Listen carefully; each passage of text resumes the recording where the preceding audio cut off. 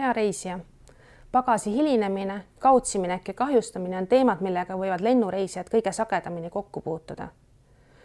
Kui pagasiga midagi juhtub, on vaja tegutseda kohe ja kiiresti. Pagasi probleemide puhul tuleb koostada lennujaama pagasiletis raport, et olukord saaks korrektselt fikseeritud. Edasi on laias laastus 3 võimalust. Esiteks, kui pagas hilineb, siis uuri välja lennufirma reeglid edasi toimimiseks. Kui hilinemine kestab väga kaua ja sul tekib vajadus osta riideid ja muud hädavajalikku, hoia alles kõik ostutšekid.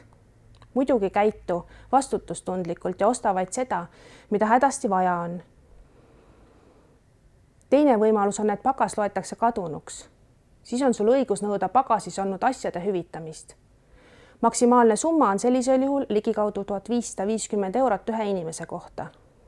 Alati tasub mõelda ka reisikindlustuse peale, sest kui pagas oli näiteks suurema väärtusega, saab täiendavaid võimalusi uurida kindlustusfirmalt.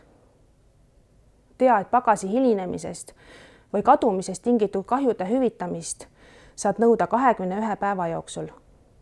Kolmandaks võib juhtuda, et pagas läheb katki.